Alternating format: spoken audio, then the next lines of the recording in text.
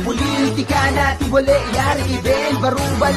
Nandito na yung pinakamagtago ka. Kung isa ka sa kanila, hamalas ka. Pag nakita ka niya, hayari kang talaga.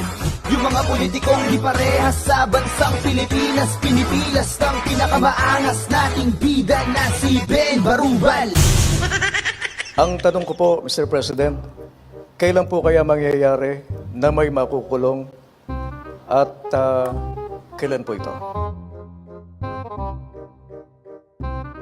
Palagay ko, hindi palagay ko, alam ko, bago magpasko. Hoy, tapos na yung Pasko, wala pang nakukulong, gunggong ka. Hintay pa naman ng hintay tong mga tanga mong supporter nung Pasko, tapos pinuyat mo lang sila. Ang sabi mo daw sa kanila, ang sabi mo, may makukulong bago magpasko, yung pala wala. Hindi ka ba nahihiya sa kanila? Nag-promise ka. Alam mo na nga ang mga sandakot na mga tanga tong mga supporter mo, niloloko mo pa. Palagay ko, hindi palagay ko, alam ko, bago magpasko. Bago magpasko ng... Anong year? Uy! Bisit, nakalimutan yung year eh. Kayo naman kasing mga journalist, bakit kayo kumakausap ng adik eh? Ang dami naman pwedeng tanongin dyan, ang dami pwedeng kausapin, adik pa talaga kinausap nyo eh. Alam nyo naman pag adik, wala kayong makukuhang matinong sagot dyan eh. Ang linaw-linaw ng tanong sa kanya, di ba? Ang sagot niya, palagay niya, tapos alam niya.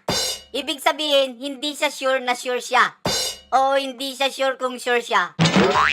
Ang gulo, di ba? Parang sa sobrang tanga mo, hindi mo alam na tanga ka.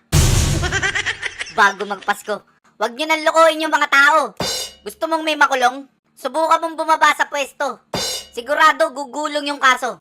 Walang malaking isdang makukulong hanggat kayo yung nasa pwesto. Gusto nyo ng logical? Nakita nyo yung journalist, di ba?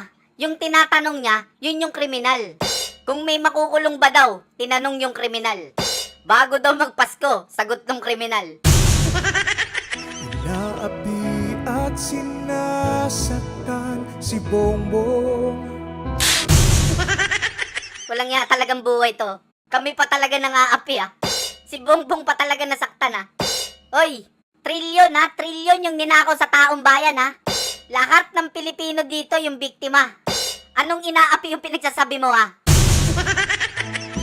Kalmado at mahinahon si Bongbong. Anong kalmado? Baka kargado. Saka anong mahinahon? Galaw nga ng galaw yung panganyan, anong mahinahon doon? Dapat kargado ah.